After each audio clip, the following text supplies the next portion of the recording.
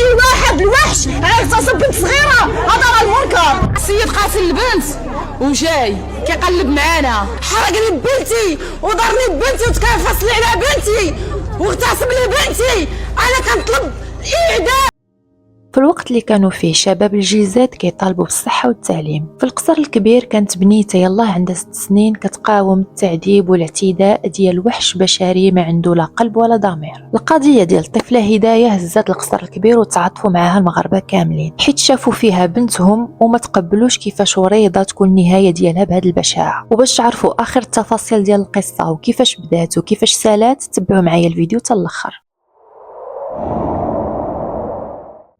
القصة ديالنا بدات بجوج ديال الشباب مغاربة على قد حالهم، بغاو يتزوجوا باش يكونوا أسرة ويتعاونوا على الزمان وشي يحط الراس على شي. كانوا عندهم مشاكل في البداية ديال الزواج بحال كاع المزوجين، لكن بالصبر قدروا يتجاوزوها. هذا الزواج استمر وكانت الثمرة ديالو بنيته سماوها هداية، وما زادوش ولدهم موراها، يعني هداية بنية وحيدة عند والديها. من بعد الزيادة ديال هداية كثروا المشاكل ما بين والديها وقرروا يطلقوا. الأب رجع يعيش مع والديه، والأم اللي خدات الحضانة ديال هداية حتى هي رجعت تعيش مع والديها في القصر الكبير. مامات هداية ما لقاتش خدمه اللي تحمر الوجه اللي تقدر توفر ليها ولبنتها كاع داكشي اللي محتاجين، خصوصا ان هدايه قربت تدخل المدرسه وغادي يخصوها مصاريف اخرين، الحوايج، الكتب، المصاريف ديال المدرسه الى اخره. داكشي علاش دبرات على خدمه في الامارات وخلات هدايه مع جدها وخوالها باش يردوا لها البال ويقابلوها، وكانت كتصيفط لبنتها كاع داكشي اللي كتحتاج وكتجي دائما تشوفها في العطل. وواخا الفرق ديال هدايه جاها صعيب، كانت كتعض في الصبر وكتقول ماشي مشكل،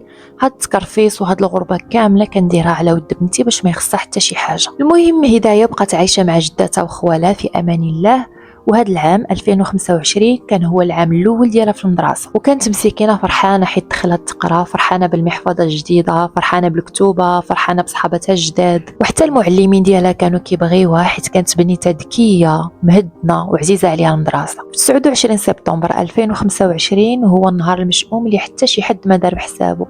خرجت هداية تلعب حدا باب الدار مع ديك 5 ديال العشيه. دازت شي ساعتين والبنيته باقا ما دخلات وما موالفاش ليها تعطل هذا الوقت كامل في الزنقه. خرجت جداتها كتقلب حدا الباب وسولات البنيات اللي كانت كتلعب معاهم على الله تكون مشات مع شي وحده للدار. سولات مول الحانوت والجيران والناس ديال الحومه، ولكن والو، حتى شي حد ما شاف هداية فين مشات. جداتها وخوالها شكوا باللي يقدر يكون باها هو اللي خطفها من قدام الباب بحكم المشاكل والصداع اللي نايض ليه مع الطليقه ديالو. باها جا لعندهم وحلف لهم بلا ماشي هو اللي دا هداية وكاع ما شافها، والنهار كامل هو في الخدمه، واصلا عمره ما كانت عنده النيه باش ياخذ هدايه بلا خبر ماماها. صافي هنا تاكدوا بالله هدايه راه مخطوفه وتقدر تكون في خطر. مشاو خوالها وجداتها وباها عند البوليس وديكلاراو بالاختفاء ديالها. البوليس خداو الاقوال ديالهم وخداو الصوره والمواصفات ديال هدايه وقالوا لهم صافي غير سيروا فاش يكون شي جديد غادي نتصلوا بكم. عائله هدايه رجعوا قلبوا التقلاب في الحومه على الله يلقاو شي جديد، وما قدروا لا يرتاحوا ولا ينعسوا، هما ما عارفينش بنتهم فين هي، واش بردانه واش جيعانه واش مخلوعه وكتبكي.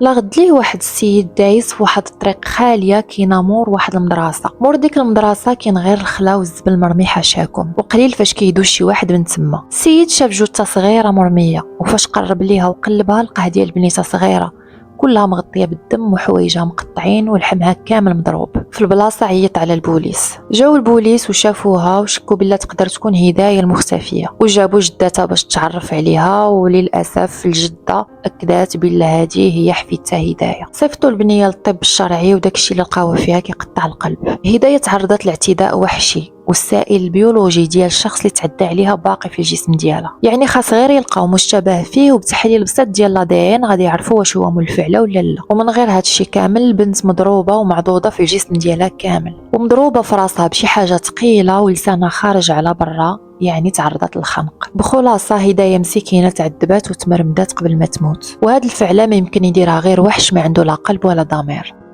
المحققين بقاو يقلبوا على شكون هو الشخص اللي بانت معاه هدايه مباشره قبل ما تغبر. بقاو يسولوا من هنا حتى كيجي واحد الوليد صغير من الوليدات ديال الحومه وقال لهم بلا شاف هدايه مع بلال.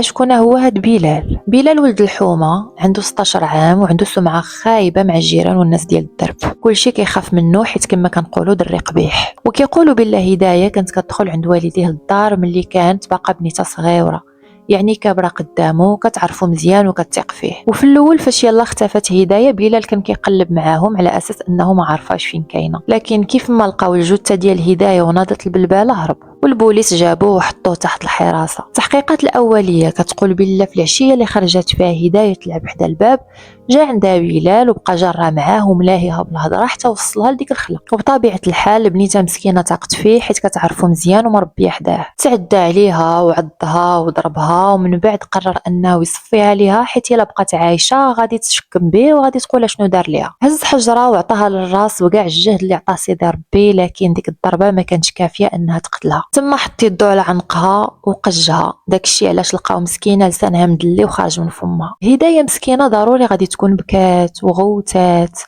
ورغبات وعيطات على باباها وعلى ماماها وتعذبات قدامه قبل ما تموت موته ما تمناهاش العدوك. وهذا الشيء كامل ما حركش فيه شعره، مع العلم ان هداية مربيه وكابره حداه. واش حتى لهاد الدرجه الغريزه الحيوانيه كتقدر تحول الانسان لوحش ما كيشوف ما كيسمع؟ في خروج اعلامي ديال العائله ديال السي بلال عبروا على الاسف ديالهم على داك الشيء اللي وقع لهداية، وبغاو يوصلوا لينا ان بلال عنده مشكل نفسي ويقدر يكون ما كانش واعي بهذاك الشيء اللي دار. الدري ماشي الورمان، ماشي لو كيدير شي حاجه ماشي من ديتو راسو.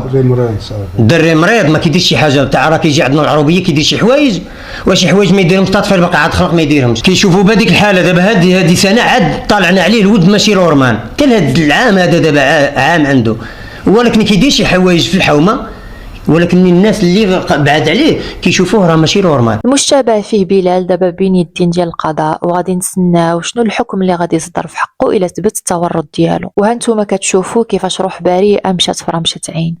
حضيو ولادكم وعلموهم ما يتيقوش حتى في الناس المقربين، وما ياخذوش الفنيده والمصاصه والبسكوي الا من عندكم، حيت شحال من فنيده حرقت القلب ديال الاسره مدى الحياه. تهلاو في راسكم ونشوفكم في الفيديو الجاي.